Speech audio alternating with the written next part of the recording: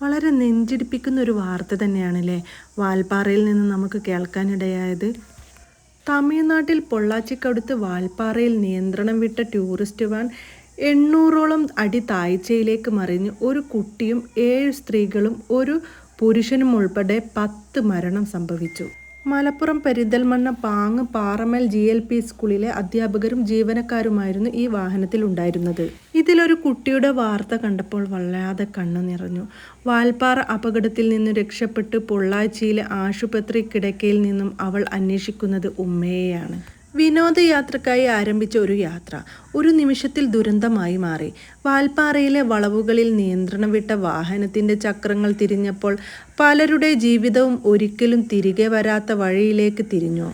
ആ ദുരന്തത്തിൽ നിന്നും അത്ഭുതകരമായി രക്ഷപ്പെട്ട ഒരു കുഞ്ഞ് മസ്നീൻ ഇപ്പോഴും ഒരു സത്യം അറിയാതെ ആശുപത്രി കിടക്കയിൽ കിടക്കുകയാണ്. അവൾക്ക് ഒരു ചോദ്യമേയുള്ളൂ, എൻ്റെ ഉമ്മ എവിടെ? കേൾക്കുന്നവരുടെ നെഞ്ച് തകരുന്ന ചോദ്യം. എന്തു പറയണമെന്നറിയാതെ ഉത്തരം മുട്ടിപ്പോകുന്ന ഡോക്ടർമാരും നേഴ്സുമാരും ബന്ധുക്കളും. ഉമ്മ അപ്പുറത്തുണ്ട്, ഡോക്ടർ നോക്കുകയാണ്. ആ വാക്കുകൾ വിശ്വസിച്ച് മസ്നീൻ അതേ വാക്കുകൾ തന്നെ വീണ്ടും വീണ്ടും ആവർത്തിക്കുന്നു. എന്നാൽ ആ പൊന്നുമോൾക്കറിയില്ല അവളുടെ ലോകം തന്നെയായിരുന്ന ഉമ്മ ഷക്കീന ഇനി അവളോടൊപ്പം ഇല്ലെന്ന്. ആ കുട്ടിയെ കാണുമ്പോൾ എല്ലാവരുടെയും കണ്ണു നിറഞ്ഞു പോകുകയാണ്.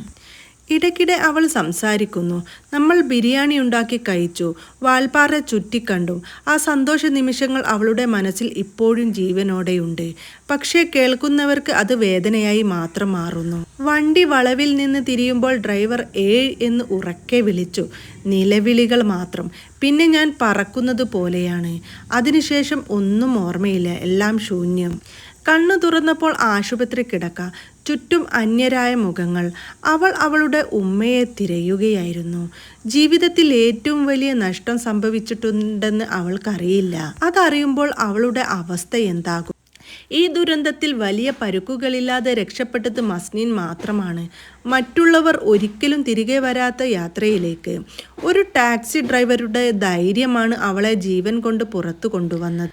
പക്ഷെ അവളുടെ ഹൃദയത്തിലെ ശൂന്യത നിറയ്ക്കാൻ ആർക്കും കഴിയുന്നില്ല. ഒരു സന്തോഷം നിറഞ്ഞൊരു യാത്ര. ഒരു നിമിഷത്തിൽ എല്ലാം അവസാനിച്ചു. മരിച്ചവരുടെ കുടുംബത്തിന് സമാധാനം ഉണ്ടാകട്ടെ.